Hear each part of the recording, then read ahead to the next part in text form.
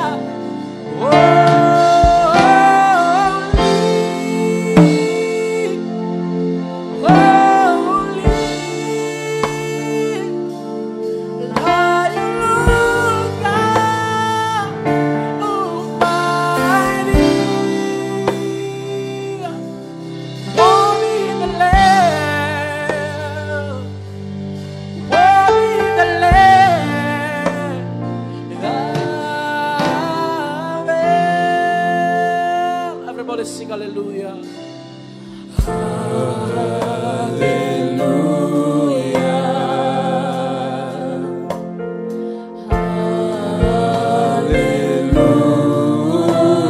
Hallelujah. For the Lord God Almighty reigns. Hallelujah.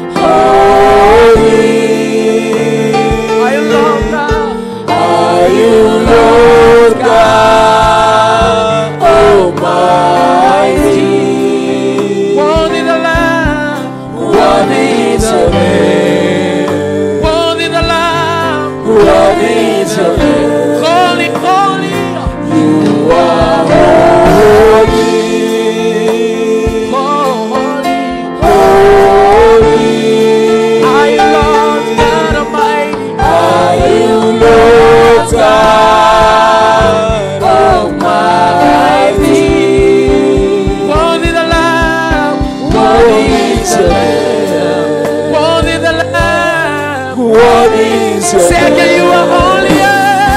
You are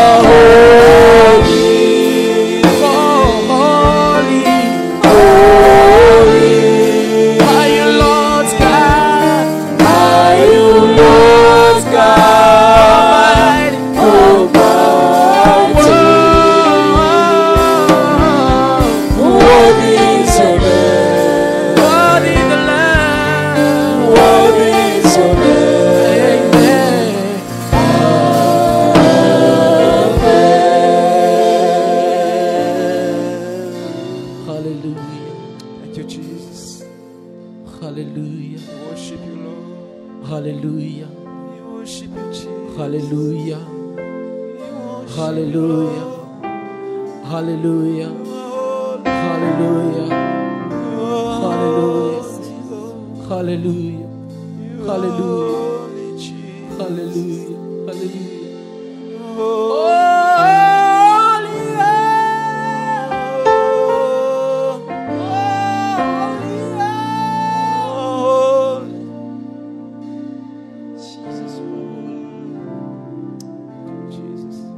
For your glory, Thank you, Jesus.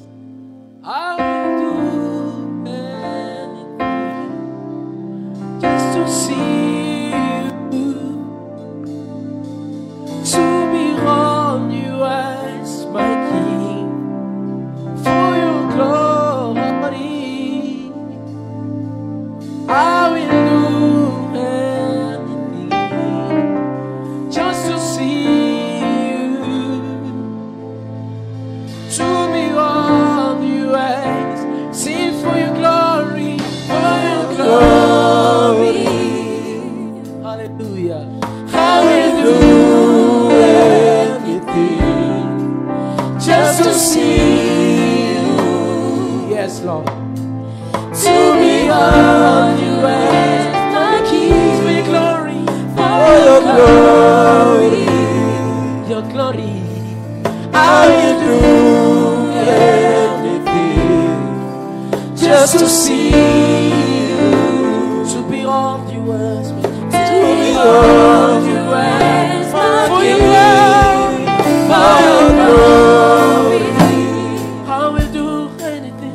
I will do anything just to see you, just to see you, to behold you as my King. To behold.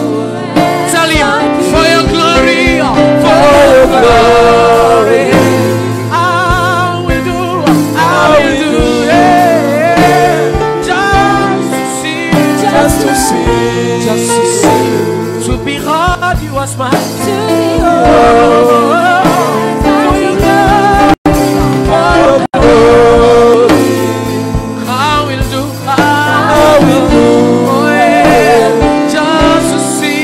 Just to see you, to behold you as my King. To behold you as my King. I wanna be where you are. I wanna be where you are. I wanna be where you are. I wanna be where you are. I wanna be where you are. I wanna be where you are. I wanna be where you are. I wanna be where you are. I wanna be where you are. I wanna be where you are. Wanna be where you are. Wanna be where you are. Wanna be where you are. I wanna be where you are. Wanna be where you are. Wanna be where you are. I wanna be where you are. Hallelujah, hallelujah. Somebody celebrate Jesus wherever you are. Hallelujah. Hallelujah. Thank you, Jesus. Thank you, Lord. Thank you, Jesus.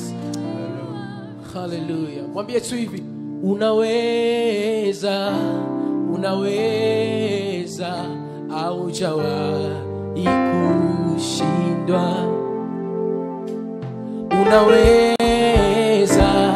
Unaweza haujawahi kushindwa. Hallelujah. Unaweza haujawahi kushindwa. Bwana unaweza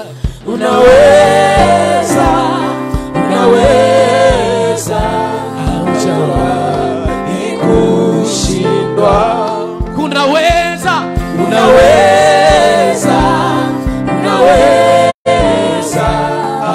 haujawahi kushindwa. Yes, unaweza Bwana, unaweza, unaweza, haujawahi kushindwa. mwambie Yesu unaweza Bwana, unaweza, unaweza, haujawahi kushindwa. Yesu, ndiwe uliyeumba vyote kwa uwezo wako na kwa neno lako. Ndiwe uliyeumba vyote kwa uwezo wako na kwa neno lako. Bwana unaweza, unaweza, haujawahi kushindwa. Say unaweza, unaweza, unaweza, haujawahi kushindwa. unaweza Bwana wangu, unaweza, unaweza, haujawahi kushindwa. unaweza, unaweza, unaweza, unaweza, unaweza, haujawahi kushindwa.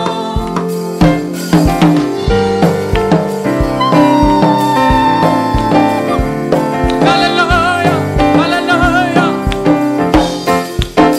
Glory,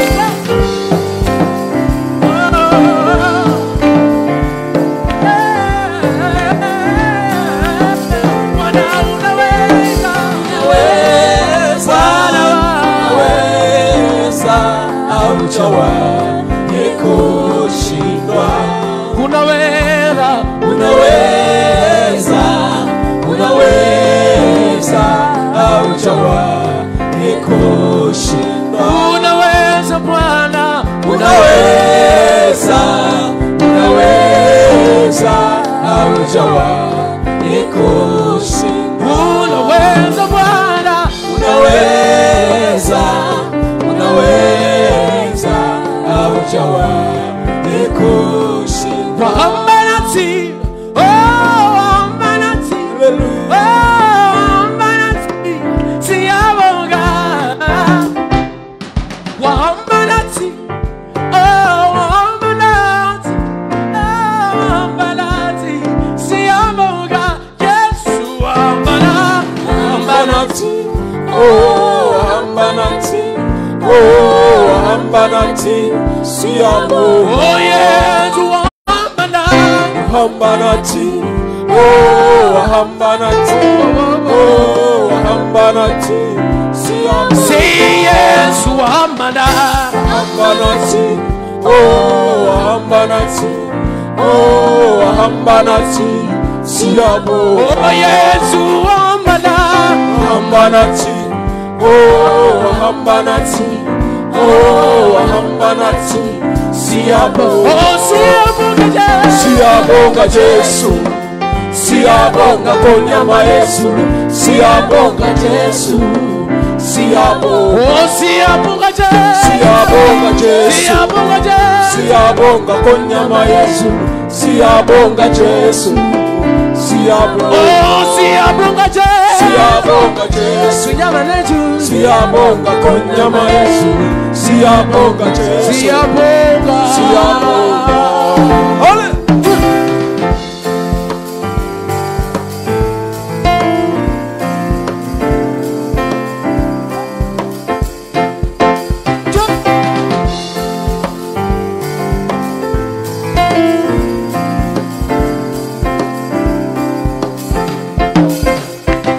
watembea nasi, oh tembea nasi, oh tembea nasi, twashukuru. Watembea nasi, Bwana watembea nasi, Yesu watembea nasi, twashukuru. Bwana watembea nasi, Tembea nasi, oh tembea nasi, oh tembea nasi, twashukuru. oh Yesu watembea nasi, Tembea nasi, oh tembea nasi, oh tembea nasi, twashukuru. Bwana Yesu atembea nasi. Tembea nasi, oh tembea nasi, oh tembea nasi, twashukuru. Oh, twashukuru Yesu. Twashukuru Yesu, Simba wa Yuda. twashukuru Simba wa Yuda. Twashukuru Yesu, twashukuru. Twashukuru. Twashukuru Yesu, Simba wa Yuda. twashukuru Simba wa Yuda. Twashukuru Yesu, twashukuru. Oh, twashukuru. Twashukuru Yesu, Simba wa Yuda. twashukuru Simba wa Yuda. Twashukuru Yesu, Twashukuru Yesu. twashukuru. Oh, twashukuru Yesu. Twashukuru Yesu, Simba wa Yuda. twashukuru Simba wa Yuda. Twashukuru Yesu, Oh, twashukuru. twashukuru Yesu. Twashukuru Yesu, Simba wa Yuda. twashukuru Simba wa Yuda. Twashukuru Yesu. Twashukuru Yesu, Twashukuru Yesu. Twashukuru. Sema twashukuru Yesu. twashukuru Yesu. Simba wa Yuda. Twashukuru Simba wa Yuda. Twashukuru Yesu, Twashukuru Yesu. twashukuru.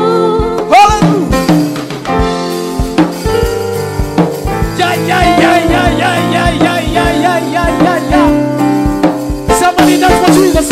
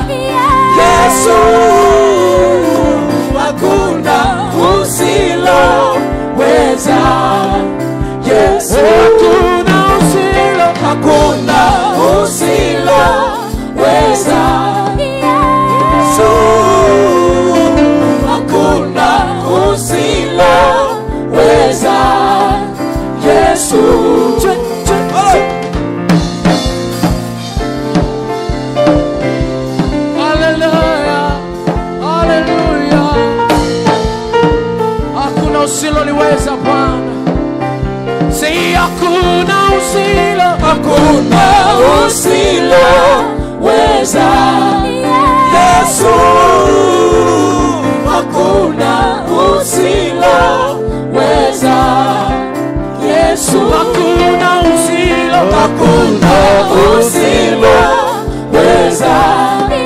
Yesu, hakuna usiloweza. Yesu, hakuna usiloweza. Yesu, hakuna usiloweza. Yesu. Hallelujah.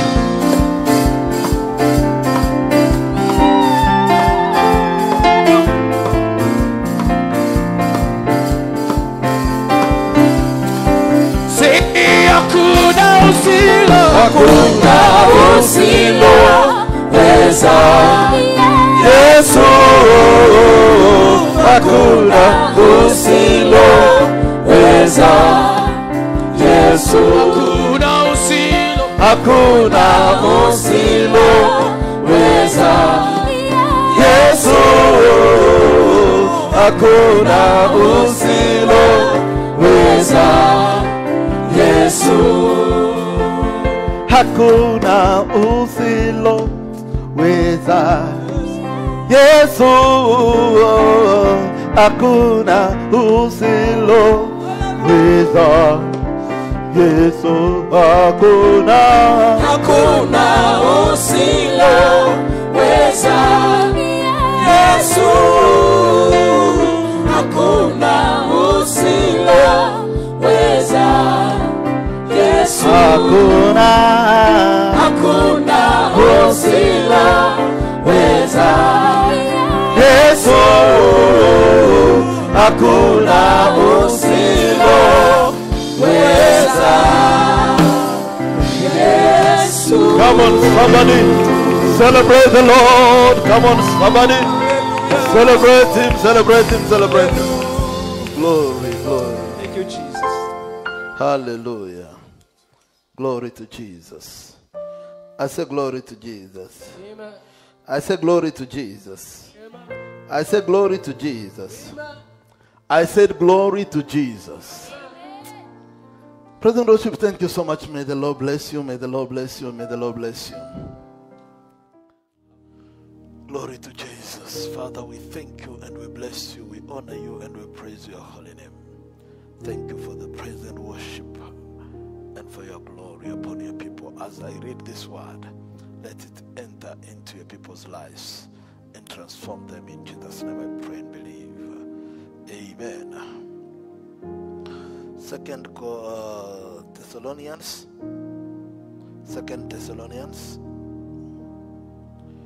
chapter 3. Glory to Jesus. 2 Thessalonians chapter 3. We'll read from verse 6 and we'll go down up to where God will allow us to reach, up to 13 or even 14. I want somebody to pay much attention to the reading of the Word of God. The Bible says in 2 Thessalonians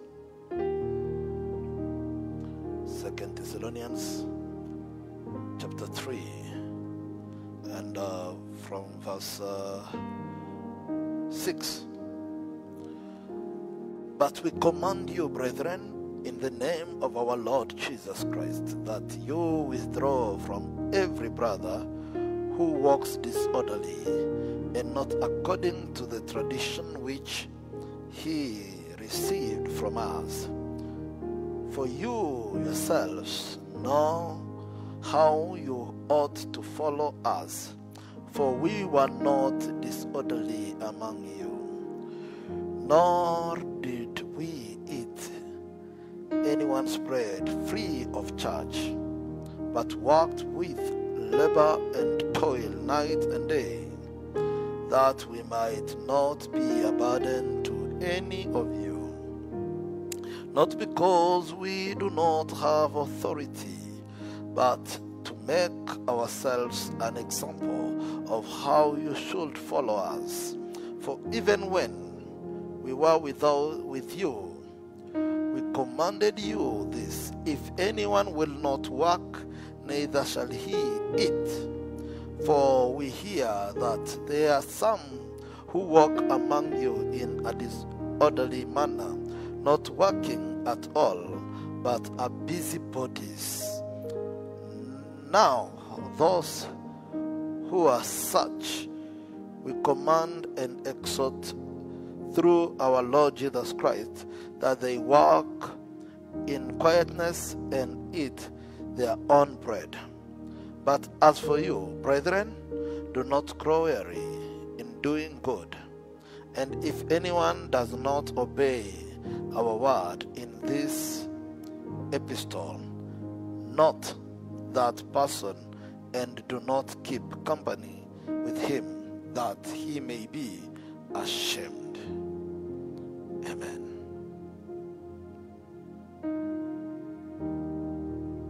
Heavenly Father, this word will transform your children and will bring light to their lives. In Jesus' name I pray. Amen. Today I want to start on a topic and touch on it the way God will enable us to introduce it, but giving us an opportunity, we will go deeper into it. We want to talk about work. I want to talk about work. Nataka kuongea kuhusu kazi. Watoto wa Mungu, Mungu wa mbinguni aliyetuumba ni mfanya kazi.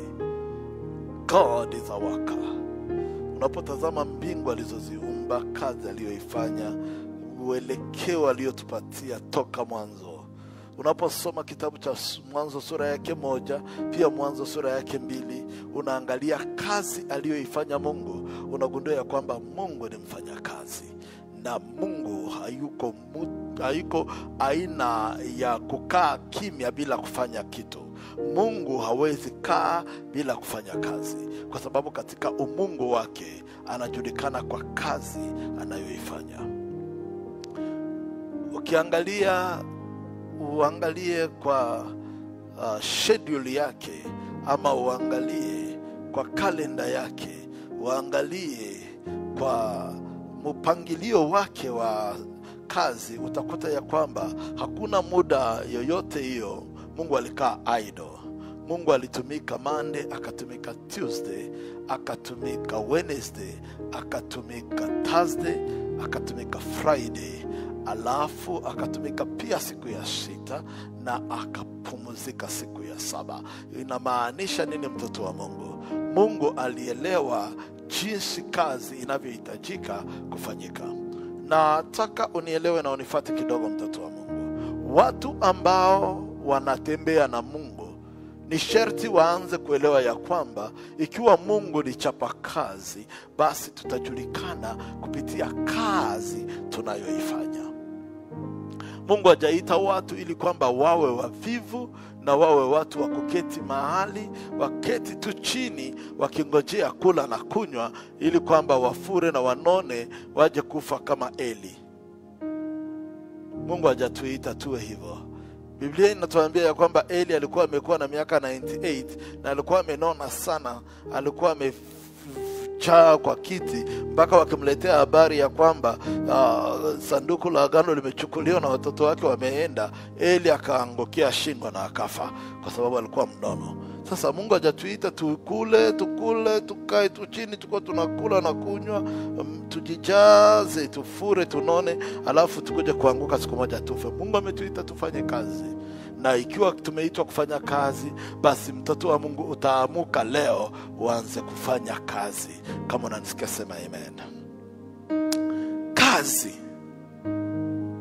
Tunapoongea kuhusu kazi, ninajua wengi wanatarajia niongee kuhusu kusoma, kumaliza shule, alafu ukaanza kutafuta kazi ili kwamba ukue nini. Kazi inatusaidia nini? Kazi sio tu kusoma umalize uandikwe kazi mahali.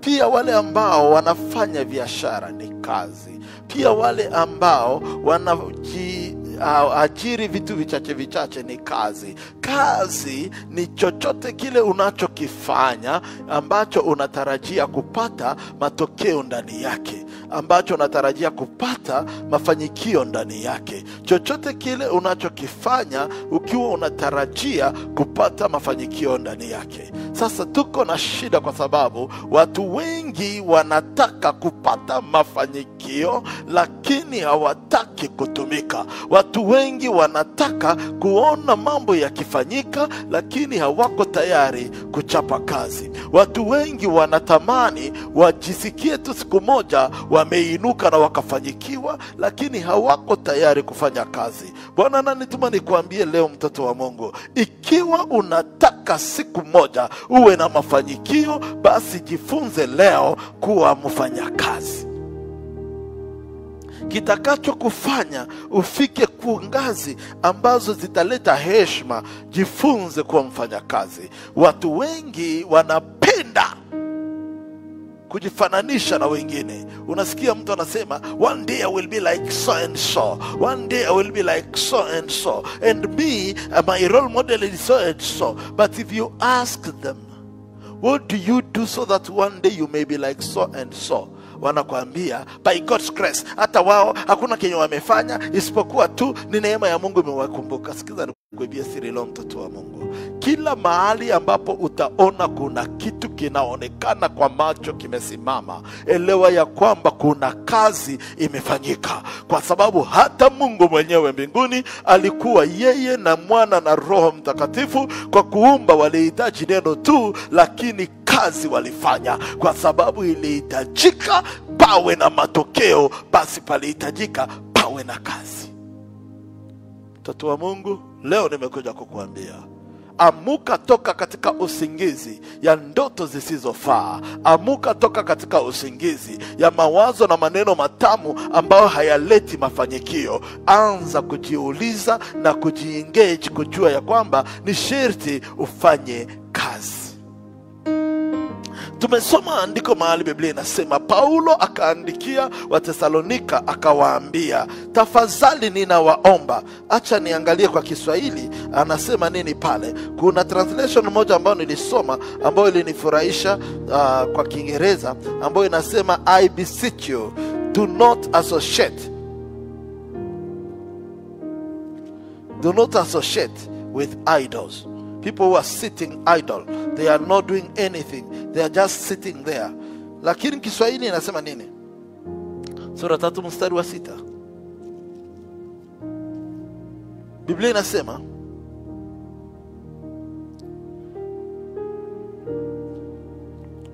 Watesalonika wa pili sura yake 3 mstari wa 6. Biblia inasema, tunawaagiza ninyi ndugu katika jina la Bwana wetu Yesu Kristo, mujitenge na kila ndugu anayetembea pasipo utaratibu. Na hiyo kutembea pasipo utaratibu ni kama kusema mujitenge na kila ndugu ambaye anakaa hajielewi.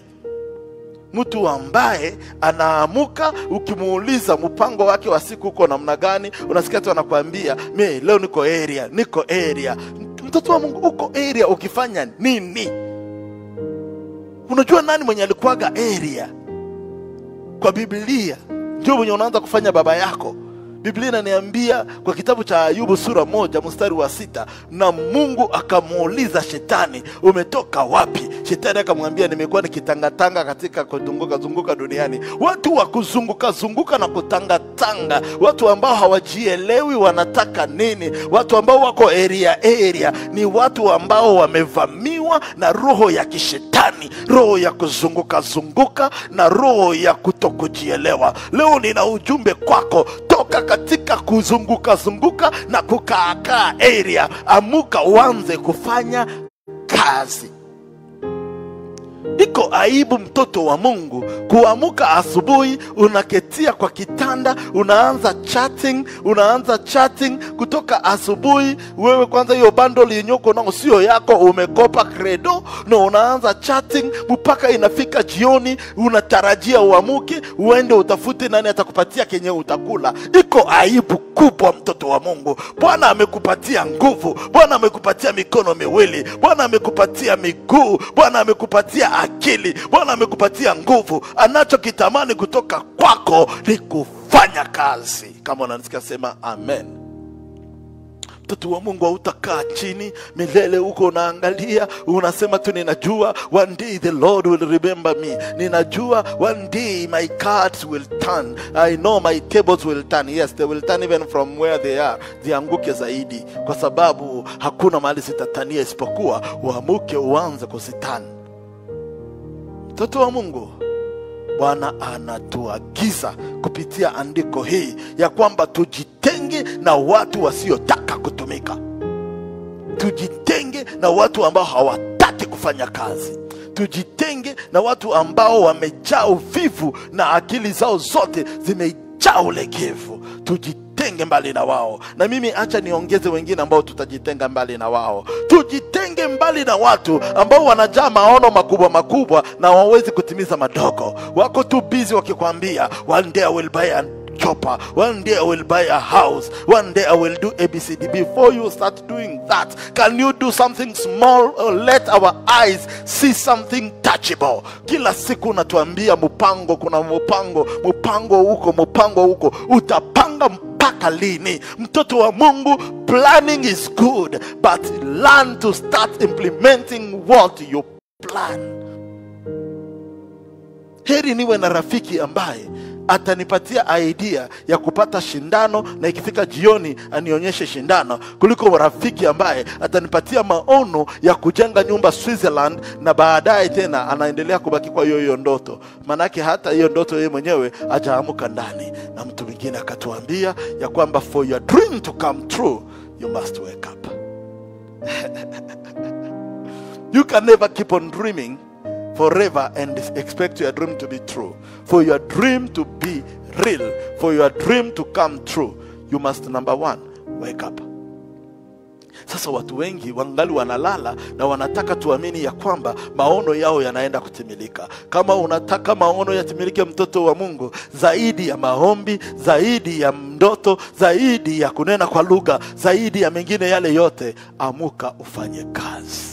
Kama unanisikia sema nasikia. Sasa kazi gani tunayoiongelea, mtoto wa Mungu? Tunaongea juu ya kazi za aina yote. Kuna Waswahili ambao husema muzarau kazi ufa maskini. Muzarau kazi ufa maskini. Maana yake ukimwona mtu ambaye anachagua jembe, maana yake yeye si mlimaji. Ukikuta mtu kuna waambia ningelilima hapa lakini hii jembe inakaa haina makali, sio mkulima. Mkulima wa kweli huwa haangalii jembe. Mkulima wa kweli upambana na udongo mpaka udongo ukakubali. Na watu wengi ambao walifanyikiwa hawakuangalia walianzia wapi, lakini walipofanyikiwa pesa zao zikawapa heshima. Sikiza nikuibia siri, mtoto wa Mungu. Biblia inasema wazi kwa kitabu cha Mhubiri ya kwamba mwenye pesa upewa heshima. Sasa sikiza nikuibia siri, hata Mezali anarudia hiyo neno. Sasa ukitaka heshima, basi mtoto wa Mungu jifunze kufanya kazi. Inamaanisha nini? Watu ambao walijua kufanya kazi kwa mikono yao, wakalipwa malipo ya yale ambao wametumikia, wanaposimama kuongea, hata kama wamepata kidogo, wanaongea na heshima ya kazi wameifanya. Hata kama wamechimba mtaro, wanaongea na heshima ya watu ambao wamechimba mtaro, na wanabeba heshima yao, kuliko watu ambao wanakaa chini wanaangalia tu historia zikipita na wanajama historia. Ukiona mwanaume ama mwanamke ambaye anajua habari za kila boma na anajua habari za kila mtu na anataka akuje kwako akae chini akuelezee kutoka asubuhi mpaka jioni, elewa huyu mtu hana haja ya kazi, na watu wa mdomo sio watu wa kazi. Kwa sababu utasikiza ni kuambie leo, ukimwona mtu ambaye kichwa chake kina nywele nyeusi lakini ndevu zake zimeshaanza kuwa white, uelewe huyu mtu yawezekana ametumia mkinywa sana kuliko akili. Sasa ameanza kuzeeka mdomo kabla hajazeeka akili. Mungu akupe neema uamuke, usiwe mtu wa kuongea. Acha kuzeekesha mandevu kabla hujazeekesha akili. Tumia akili yako ujue nini Bwana anataka uifanye. Acha kukaa mtu wa habari nyingi ambazo hazileti shangwe. Unataka uongee hiki, uongee na kile. Ukikuta mtu anakupatia project na ideas, ukikuta mtu anakuonyesha jinsi gisi wanaweza kubadilisha ukampuni, ukikuta mtu anakuelezea gisi wanaweza kubadilisha huduma, unafikiria huyu mtu ndiye ambaye anabeba idea zote za dunia, na huyu mtu ndiye atatusaidia kubadilisha. Mkimuweka kwa kazi, bure malala kabisa. Unakuta huyu ni maziwa mala kabisa, na lala akili yote inachoka, lakini mdomo inaongea sana. Mtoto wa Mungu, kazi sio maneno. Mtoto wa Mungu, kazi sio kuongea. Mtoto wa Mungu, kazi sio kuelezewa vile tuko tunaona. Unajua, unakuta mtu anakuelezea, you know, I am targeting to start bringing some a project around. I want to help the community there. I want to do ABCD. Stop talking of the world. Stop talking of the world before you change your bedroom. Child of God, start with where you are. Change where you are. Do something small but tangible, something small but presentable, something small but acceptable. Na ndio kama unakuta watu wanakaa kwa mikutano, mnaitisha mkutano, mnakaa for 4 hours, you are discussing big project. After mkimaliza hiyo mkutano, the following meeting is to come and review the first meeting and review the project, and then after reviewing the project, you review the review of the project, and you keep on doing meetings. The day we will come to check on you, mumeshazeheka na hakuna kitu mumeshatimiza, kwa sababu kazi yenu ni kuangalia, kuongea na kurudia kuangalia mlichokiongea, tena jinsi mtakavyokiongea. Bwana ananituma nikuambie, amuka katika ndoto ya kuongea, anza kufanya kazi. Amuka kutoka ndoto ya kuongea, anza kutumika. Amuka kutoka ndoto ya maneno, anza kuweka vitu katika mipangilio. Kama unanisikia sema nasikia. Hallelujah, hallelujah. Kwa hivyo mtoto wa Mungu, hakuna shida kama uwe na marafiki ambao wana maneno mazuri na hawana muda wa kazi. Hakuna shida kama upate mume ambaye anajaa project kwa akili lakini haana mpango wa kazi. Hakuna shida kama upate mke ambaye anajaa maono ambazo zinakuonyesha ya kwamba mnaenda kumalizia kule, lakini hakuna mpango wa kazi. Sasa Bwana ananituma nikuambie, watu wale ambao unawaona hawana kazi, epukana nao. Let me come to this. Mungu wa mbinguni hakumuumba Hawa kwa Adamu, na pia hakumuumba Adamu duniani kabla hajaumba kazi. Haleluya. Mungu alipojua ya kwamba anataka kumweka mwanadamu duniani, alijua kitakachompatia mwanadamu heshima ni kazi atakayoifanya. Kwa hivyo akachukua mwanadamu, akaumba kwanza kazi, kisha akaumba mwanadamu. Baada ya kuumba kila kitu ambacho mwanadamu atakuja kukitawala, akaumba sasa mwanadamu. Sikiza nikuambie mtoto wa Mungu, mbingu za Baba zinataka uamuke, uelewe ya kwamba kabla haujaanza kufikiria nitatoa mke wapi, jiulize utafanya kazi gani. Kabla haujaanza kufikiria nitatoa mume wapi, jiulize utafanya kazi gani. Kabla haujaanza kujiuliza nitakuwa ABCD, jiulize kwanza mahali niko nitapabadilisha namna gani. Ndio maana unakutana watu wanajaa title, majina makubwa makubwa, lakini angalia kazi wanayoifanya hovyo kabisa hakuna. Unakutana mtu anaitwa Archbishop, unakutana mtu anaitwa Archpop, unasikia jina ya kanisa yake anaitwa International. Ukimuuliza baba unaitwa International mko kwa nchi ngapi, anakuambia tuko. Hata ukienda kuangalia headquarter, mahali headquarter iko, unajiuliza hii hata sio loko. Hiyo ya chini ya loko ndio sijui inaitwaga nini, lakini ndio inakaa kama hiyo, lakini jina kikubwa International, kwa sababu kila mtu anataka kijina ambacho kitashitua. The Church of Christ of all time on the band on the mountain International. Sasa unajiuliza hata mwenyewe unajua nilisema nini, lakini tu kwa mwisho International. Hapana. Acha kutuintimidate na majina makubwa. Acha kutuintimidate na mataito makubwa. Acha kutuintimidate na maneno makubwa. Acha kutuintimidate na Vingereza vya kushangaza. Acha kuintimidate watu na maneno na Mafaransa ni kama uonje ulijuaga meza lugha. Acha kuintimidate watu ni kama lugha ulijifunzaga ukimeza vidonge. Lakini ukiuliza huyo mtu hii Vifaransa vyote na hii mwili kubwa unatushtua nayo na masuti unafunga ungafunga, unafanyaga kazi gani? Hakuna kazi.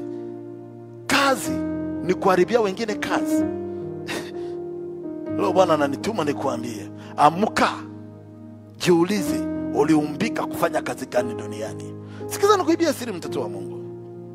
Nimeongea na watu wakubwa ambao Bwana amepatia neema ya kufanyikiwa kufikia viwango vya juu.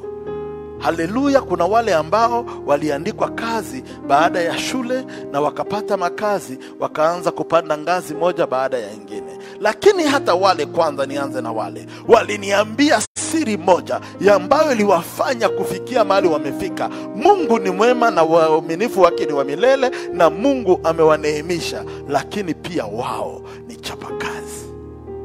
Hawakuinuka tu kwa sababu walienda kutafuta mtu fulani wakampea hongo, wakaenda kutafuta mtu fulani wakampea hiki, wakaenda kutafuta mtu fulani wakamcorrupt hivi alafu wakainuka. Hapana, wamechapa kazi na kazi ikawaongelea, kwa sababu kazi huongea vizuri kuliko mdomo ya mfanyakazi.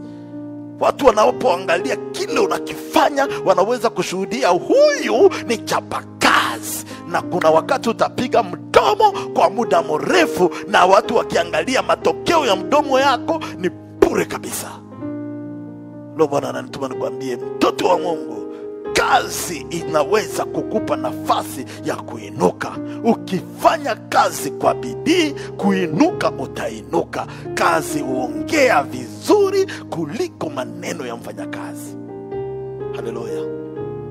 Wengine ambao nimeongea na wao, watu ambao wameinuka from nowhere, hawajaandikwa kazi lakini walijiandika, walijiajiri na wakainuka. Na uliza, uliamuka ukaanza na 1 million kazi alafu kafikia viwango ambavyo wamefikia? Wananiambia hapana. Hapana. Tulikuwa na juhudi na tulikuwa na bidii. Tulikuwa na juhudi na tulikuwa na bidii ya kutokuvunjika moyo njiani. Unajua shida tuko nayo, kila mtu sahizi ni mtu wa kujihurumia, anataka wamtie moyo. Unataka watu wakuja kukwambie you can make it, and you say amen, you will make it, amen, stand up and be strong, amen. There is a time you will not need anyone to tell you stand up and be strong. You encourage yourself, wake up and start working. Acha kungojea kila siku mpaka wakuja wakupampe, wakutengeneze, wakuambie. Utabaki mtoto mpaka wakati gani? Ninazoea kuambia kila wakati, you must move from pampers for you to start establishing your purpose. I say it again, you must move from pampers for you to start establishing your purpose. Amuka, toka kwa hizo vinguo vya watoto vya kufungwa fungwa, ili kwamba uanze kutimiza malengo ya maisha yako. Kila siku usitaki tu watu wakupake mafuta, watu wakuambie maneno mazuri ndio uwafuate, ndio ukuje ufanye kazi. Ili kila siku watu wakuambie maneno mazuri ndio ujiulize unaweza kufanya nini. Amuka ujiulize ya kwamba maisha yako itakaposimama ni nani atapata heshima. Maisha yako yatakapofanyikiwa ni nani atapata heshima. Nimeongea na watu wakaniambia jinsi walianza biashara na pesa ndogo kwa maisha yao na Bwana kawainua. Acha niache wale ambao tunawajua duniani, acha niende kwa watu wachache. Of course all of us tunajua about Newton. Newton alifikia aje kuwa sayansa mkubwa wa physics kwa dunia? Namna gani? Ni kwa sababu wakati Newton alikuwa shule, alijaribu kitu mara nyingi na ikashindikana. Mwalimu akamwambia you are good for nothing. Na wakati mwalimu alimwambia you are good for nothing, Newton akaangalia mwalimu, na Newton akahakikisha, akasema ya kwamba nitafanya kitu ambayo itafanya jina yangu ibaki imeandikwa kwa vitabu na mwalimu ambaye ananifunza hajawahi kuandikwa. Newton akaanza kufanya research mpaka akaleta the formula ya power. Na alipoleta formula ya power, Newton is in the books until today. Why? Because he never gave up on what he was trying to do. Wewe umejaribu mara moja, na baada ya kujaribu ukafunga vilago, ukasema hii maisha ni magumu, haiwezekanagi, hii mambo wanayesemaga lakini haifanyikagi, acha tu mambo yaishe. Utabaki maskini wakati wote wa maisha yako. Amuka uelewe ya kwamba unless you try and keep on trying, even after people have given up on you, you keep on again on trying, you will never succeed. So wake up today, start moving. If you hear me say amen. Achane na Newton. akaja kwangu kijana mmoja ambaye wengi wenu wanaweza kuwa wanamjua. Huyo kijana akaniambia anataka kufanya biashara kidogo ili kwamba atoke katika hali ya kuwa dependable kwa watu, ya kuwa dependent kwa watu. Unajua, ukiwa dependent kwa watu milele, watu wanaweza kuwa na hali ya kuchoka. Watu wanaweza fika mahali wanaanza kuona unakuwa mzigo. Na huyo kijana akaniambia anataka asikue mzigo kwa watu milele. Kwa hivyo nimsaidie na pesa kidogo ambayo unaweza kumsaidia nayo ili aanze biashara. Nikaamuka nikampatia $100. Nikamwambia hii ndio pesa niko nayo kwa sasa, lakini Mungu wa mbinguni haifanyikishe, wende uitumie ukafanya biashara. Kijana kaenda akaanza kufanya biashara vidogo vidogo, na Bwana Mungu akaanza kumsaidia.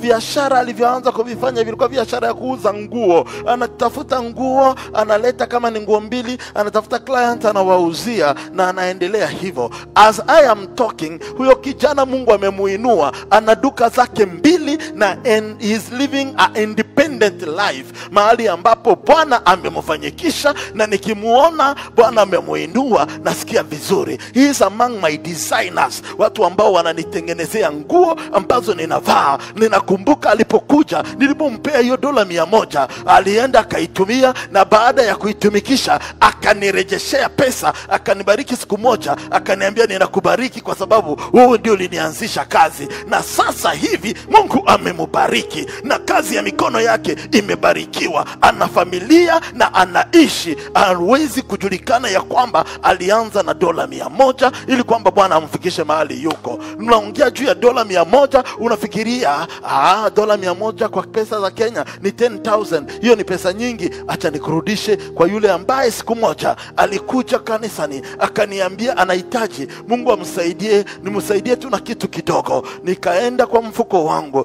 nikampatia 2,000 Kenya shillings, ambayo ni pesa tu za kumwambia anaweza enda kuangalia cha kukula, lakini akakataa kula hiyo 2,000. Akaenda akanunua unga, akanunua umena, na akanunua maharagwe, akaenda akachemusha, akakaranga, akapiga vizuri, akaenda tafuta watu wa mjengo akawauzia lunch, akarudi baadaye akatafuta akauzia watu chai, akarudi baadaye hiyo pesa akaanza kutengeneza. Na siku moja ninataka kutoka, nikamwona anakuja anasimama mbele yangu, akaniambia God has blessed me, nimefanya kazi na nimetengeneza interest ya 40,000 out of the money you gave me, nimeleta tithe. Sikiza mtoto wa Mungu, hiyo tithe tukiweka kwa kazi, tunaiweka kwa kazi na furaha, kwa sababu tumeiona ikija kwa matokeo ya wachapa kazi. Haleluya.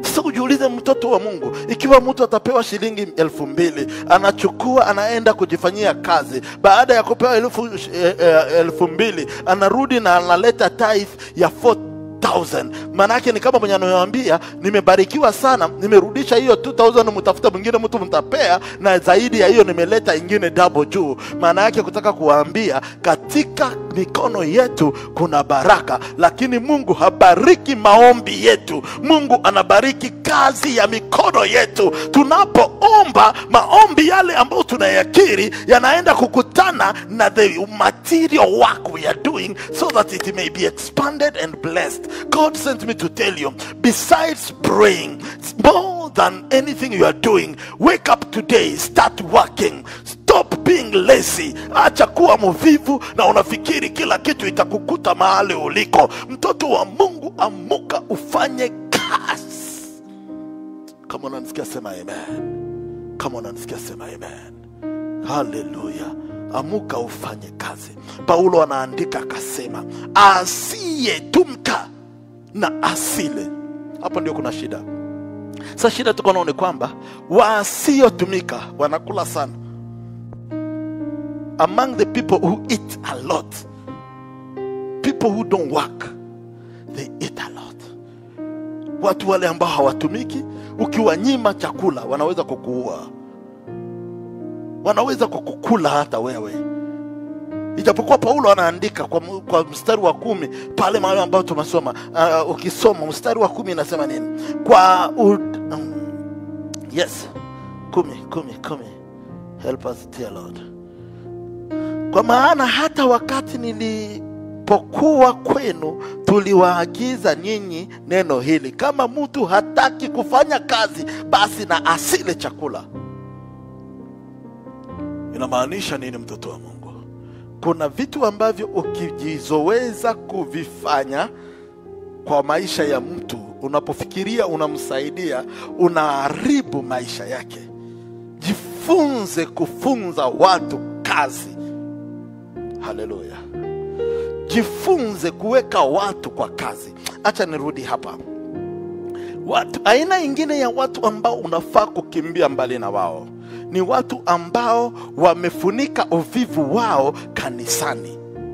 Watu ambao kila siku anakuonyesha ya kwamba niko katika kumtafuta Mungu, niko katika uwepo wa Mungu, na mngojea Bwana, na mtarajia Bwana. Mimi ninakaa hapa kwa sababu niko katika maombi. Huyu mtu ukimwambia, ndugu yangu, kuna kibarua mahali unaweza kwenda kufanya? Hapana, mimi ninamtafuta Bwana na ninamngojea Bwana. Kimbia mbali na wale watu na uwafukuze mbali na wewe, kwa sababu Mungu hataki watu ambao wanajifunika kwa jina maombi ili kwamba wasifanye kazi. Bwana anataka watu ambao hata wakiwa ofisini wanaomba, hata wakiwa barabarani wanaomba, hata wakiwa wanasukuma wheelbarrow wanaomba, hata wakiwa wananyangua mawe ya kujenga wanaomba, hata wakiwa wanachanga mchanga wanaomba, hata wakiwa wanafanya nini wanaomba, hata wakiwa chochote kile wanachokifanya kinaweza kuleta mafanikio.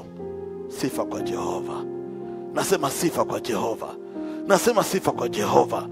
Nimeona vijana ambao Bwana anawainua kutoka mahali ambapo hapakuwa panatarajiwa, naona wainua.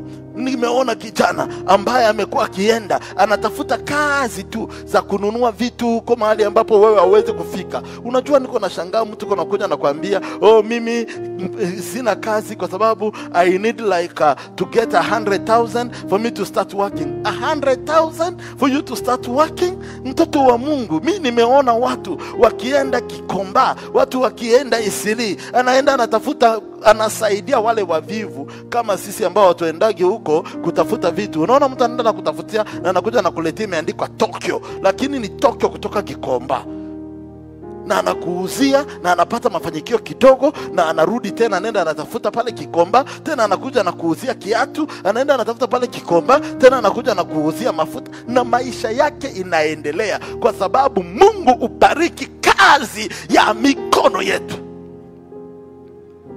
Lakini wewe kazi yako ni kukaa hivi, unangojea nani wewe mwenye atakuja kukuletea? Sikiza nikuibia siri la mtoto wa Mungu. Generation tuko ndani, kunguru ziko na njaa.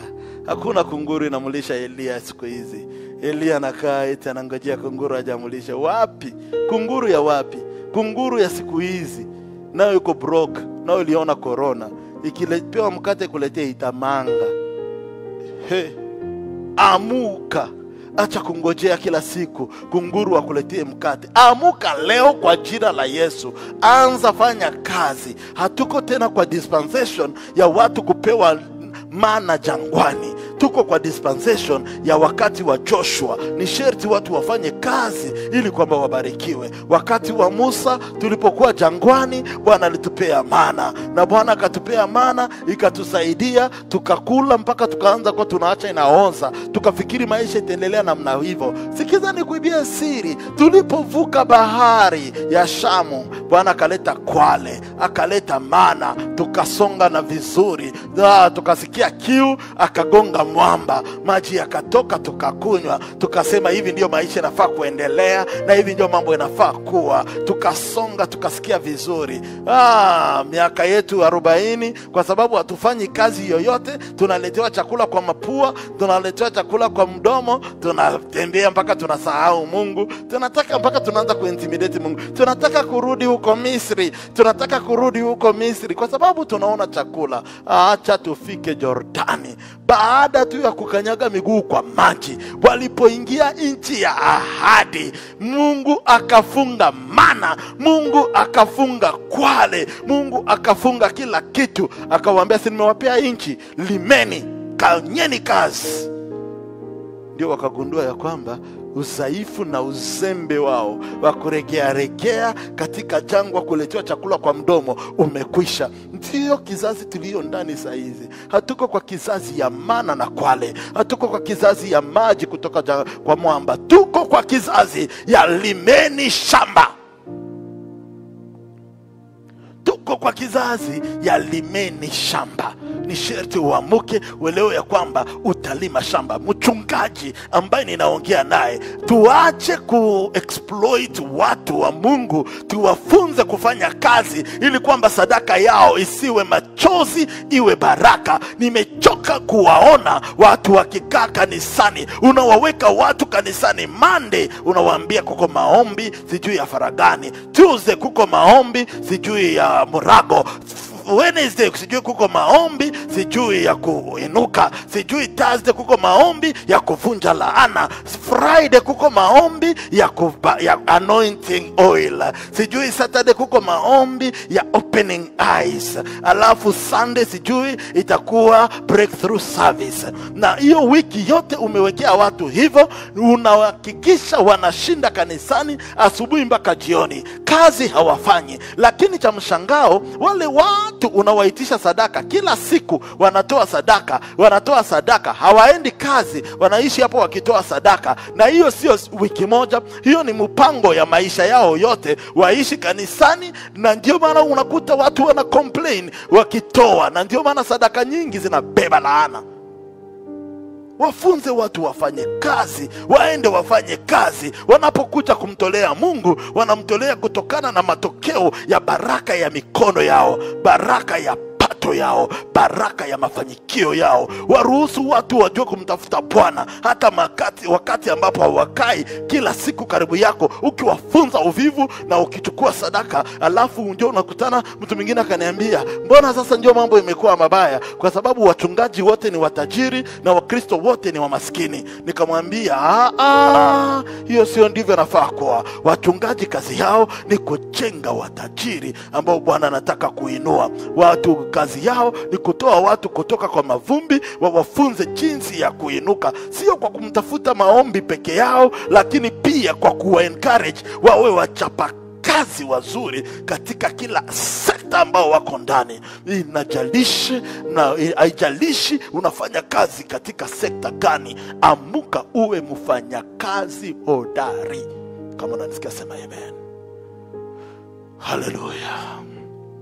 Najua nitagusia kwa hii somo ninapoendelea, nitagusia milima zote 7 ambazo zinafanya dunia kuwa jinsi ilivyo. Nitazigusia milima hizo zote 7 ili kwamba watu ambao wamekuwa wakikaa chini, hawataki kufanya kazi, wanafikiria hii dunia yote ni yao, utabaki wa kufanyiwa uamuzi milele ikiwa hautakuwa mtu wa kufanya kazi vizuri. Amuka uwe mfanya kazi mwema, alafu maombi yangu juu yako inaweza kuwa na mafanikio. Lakini hata ningikuombea namna gani, kama wewe ni mvivu unaingiaga kwa ofisi nyuma ya bosi wako, kama unaingiaga kwa ofisi nyuma ya mdosi wako, unaingiaga kwa ofisi nyuma ya bosi wako, hata nikikuombea namna gani, maombi yangu haitafanya wasikuvute kazi. Watakuvuta kazi na bado nitakuombea. Ndio unakutana kila siku, pasta niombea Mungu anipee kazi, Mungu anipee kazi. Mungu akupee kazi, Mungu uko unajiuliza wewe utafanya kazi gani? Unalala 18 hours a day. Unalala 18 hours a day. Watu wanatengeneza pesa, watu wanafanya kazi hata kwa internet. Watu wanafanya trading kwa internet na wanapata pesa na wanatengeneza pesa, na ni real money. Hakuna mambo ya kusema haseme ni pesa ya nini. Na walianza na vitu vidogo sana. Unakutana mtu alianza na pesa kama 2000, mtu alianza na pesa kama 3000, anaenda anapanda polepole na anangoja na inuka. Wewe uko tu hapo unasema ninajua siku moja I will have millions, and when I will have millions. Usingoje milele. Mbinguni hakuna currency yenye itakuangukia. Currency zote zilikuwa tafuta ziko duniani. Amuka uanze kufanya kazi. Kama unanisikia sema amen. Kama wewe ni mchungaji, fanya kazi ya uchungaji. Uchungaji unajua nimechoka sana na habari nilikuwa nasikia watu wakituambia, if you are a pastor, you know it is all about the Holy Spirit. Atakuja anakupatia message and you go and you say it. Listen, child of God, you must be strategic thinker. You must learn to think strategically. You must learn to prepare your messages with content.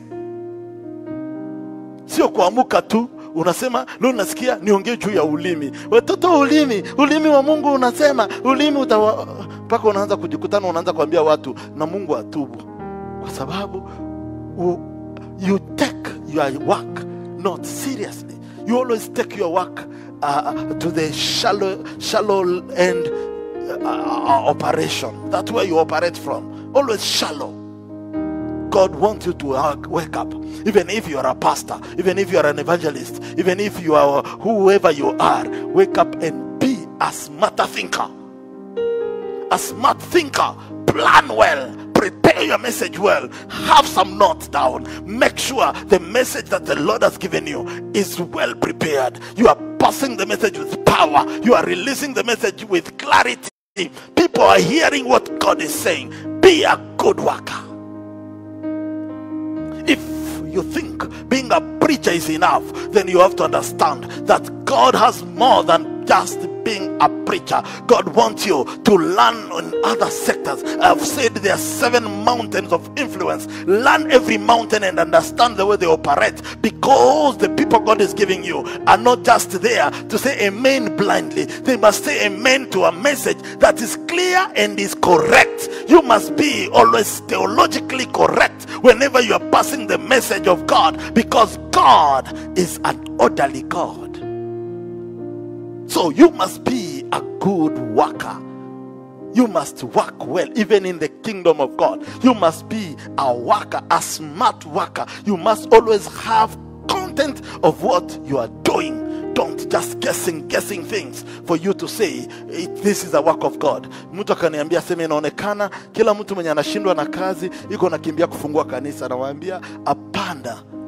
Bwana muda umekuja ambapo ataweka hadharani kila mtu ambaye anajileta kwa huduma kwa sababu ya kutafuta mafanikio yenye hayatumiki, kwa sababu ya kuja kudanganya watu. Zunguka Puff, fire.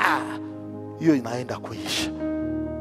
Wasiofanya kazi kwa bidii, aibu zao zinaenda kuwekwa wazi, zinaenda kuwekwa hadharani. Watu ambao hawataki kutumika, wanataka kubakia kwa distraction na comedians, muda wao unaenda kuwekwa hadharani. Bwana anataka watu ambao wanakaa na uhakikisho wa huduma, wanaelewa kazi wanayoifanya, wanaelewa tunatoka hapa tunaenda hapa. Mpangilio wa kazi ya Mungu sio kwamba tuko hapa, maono ni kwenda mbinguni. Kabla tujaenda mbinguni, kanisa inaelekea wapi? Be a good planner, be a good thinker, go a good worker. Make sure you're implementing the strategic plan you have, and make sure the work of God is growing. If you hear me, say amen. I don't know whom I'm talking to. Kuna watu ambao nimewaona wakifanya kazi za kibanda, akiuza makaa, pole mbingu zikaanza kumuinukia pale, zikaanza kumkumbukia pale, mbingu zikaanza kuwafungulia milango pale. Sikiza nikupatie ushuhuda ya kijana wangu mmoja ambaye nimekuwa nikinunulia matunda. Huyo kijana ambaye nimekuwa nikinunulia matunda, alipoanza kazi, mimi na macho yangu nilimuona akiuza matunda kwa kapano, akiuza matunda kwa kapano, kameza kadogo hivi, kanauzwa matunda hapo. Nikawa nanunua hapa matunda 1-2. Kijana ananiambia, pastor, wewe unanibariki sana, nafurahiaga sana, wewe ukinikiria baraka. Naangalia kijana, yeye sio mshirika wangu, lakini ni kijana rafiki ambaye anapenda kazi, anachapa kazi yake ndogo, na ukimwona anakuuzia matunda, anakupatia matunda yenye amechagua ni matunda mazuri, pia anaiongezea smile. Ndio unaona kijana anakuvia matunda na smile, unasikia vizuri. Na kijana akawa ananiuzia hivyo matunda pole. Kijana nikawa namubariki kila nikipita pale, namwambia mbingu ziinue kazi yako, mbingu mbingu zikukumbuke, hii kazi yako ifanyikiwe, ipanuke na Mungu aifanyikishe. Kijana akatoka hapo akainua kazi kainuka kafika mpaka kwa mkokoteni. Kijana akaanza kuwa anauza kwa mkokoteni, na akiuza matunda kwa mkokoteni anauza na furaha. Customers wakawa wengi, wakaongezeka, wakajaa. Sijasema anauza gold, nasema anauza matunda. Hiyo ambayo wewe kazi yako ukiona matunda manake unataka kula, hauna mpango ingine yoyote isipokuwa kikitaingia tumboni, na ndio kwa maana umaskini hautoki karibu na tumbo yako. Kijana aliuza matunda. Kijana ambaye ninaongelea hayuko mbali, yuko karibu na mahali mimi ninaishi. Akaanza kuuza matunda, na baada ya kuuza matunda kazi yake kapanda, ikatoka kwa mkokoteni. Kijana akaanza kuhaya gari, anahaya gari, anaweka matunda kwa gari, anauzia kwa gari. Baada ya kuhaya gari, kijana Mungu amemfanyikisha akanunua hiyo gari, na hiyo gari ikawa yake. Anakuja na gari yake, anapack vizuri, anafungua boot, anauzia watu matunda. Tunaenda na matunda, tunamwachia pesa. Kijana amebarikiwa. Na kuna mwingine ambaye anakaa chini anasema, unaniambia naweza tu chukua matunda ya 1000 niuzie mtu mwingine ni make profit ya 200. 200 ni nini? Itanifanyikisha nini? 200 itanipeleka wapi? Na ndivyo hivyo maisha inabaki. Ukiwa mtu wa kudharau madogo, hautawahi pata makubwa. Mdharau kazi ufa maskini. Mtoto wa Mungu, hata wale ambao hufungua hizo choo ambazo zimefungwa, pesa wanazozipewa hazinuki choo. Pesa wanazozipata huwa hazina harufu, kwa sababu pesa haina harufu. Kazi inaweza kuwa na harufu, lakini pesa haina harufu. Mtoto wa Mungu, amuka leo. Acha kudharau kazi, anza kufanya kazi. Acha kungojea makubwa, anza kwa madogo. Nimewaambia kila aliyeanza kwa udogo, mbingu zilimuinua zikamfanya kuwa mkubwa, na kila aliyetaka kuanza na maringo ya ukubwa alimaliza akiwa mdogo. Kazi gani unayoifanya leo? Ni biashara gani unaifanya leo? Ni hatua gani umeichukua leo?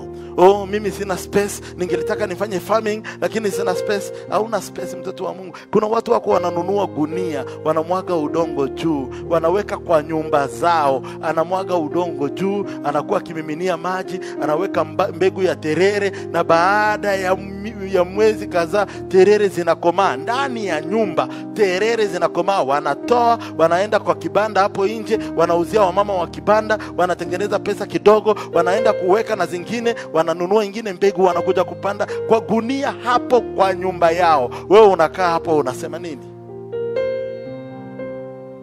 Unakaa unasema nini, mtoto wa Mungu? Amuka leo. Hauna excuse yoyote inayokufanya usitumike. Hauna excuse yoyote inayokufanya uwe mtu mlegevu. Leo nimeintroduce tu, lakini my next touch I will go now deeper to show you some of the consequences of not working and the benefit of working.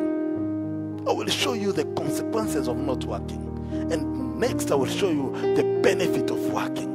And I believe together going that way, the Lord will bless us. Kama uko hapo na moyo wako unasema, ningelitaka kuanza kazi lakini nimekuwa nikikosa hata mwanzo mdogo, leo Bwana akupe neema, uamuke. Chochote kile ambacho unataka kukianza nacho, haijalishi udogo wake, mbingu ikifanyikisha. Mbingu ikifanyikisha. Yawezekana ni kamera peke yake tu ndio unatumia. Kamera moja, unakuwa unashika picha, unashika picha, na unasema hizi picha unaenda unatengeneza, unapatia watu. Ukiwa mtu mwaminifu kwa kazi yako, siku moja hiyo kamera moja inaweza kukufanya upate a full studio, audio and visual studio, kwa sababu umekuwa mwaminifu kwa hiyo kamera yako moja ambayo umekuwa mwaminifu na umesimama. Sikiza mkwambie siri, mtoto wangu, acha kujidharau. Acha kujidharau, na pia acha kujiringa. Ufikirie wakutane mimi Action wanikutane nimekunja shati, eti niko nafungua barabara na eti niko nafanya hiki, wataona mimi ni hovyo kabisa. Wataona mimi unajua nimeshajijengea heshima, kuna mahali Mungu ameshanifikisha ambapo sisi tena kurudia pale. Wewe acha kujifanya hapo. Amuka, kazi ikuongelee. Acha wewe kujipiga kifua. Mungu akusaidie mahali uliko. Ufanye uamuzi leo wa kuamka kufanya kazi, kwa sababu tutakapogusa the consequences of not working, the consequences of staying away from work, the consequences of running away from working, the consequences of being lazy, someone will wake up. But today may the Lord bless you and keep you. Let's pray together. Father, we thank you and we bless you as we are preparing your people to wake up and face again the world and become good workers in the areas where they are. We pray that you will encourage all of us to work hard in all what we are doing. And if we have been staying just idle, take away that spirit. Encourage us again to look for something to do. And out of what we will do, we'll see big result. We love you and we honor you in Jesus' name. Amen. God bless you. Surely goodness and mercy shall follow us all the days of our lives, and we shall dwell in the house of the Lord forever and ever. May the grace of our Lord Jesus Christ and the love of God and the fellowship of the Holy Spirit be with us now and forevermore. Amen. God bless you.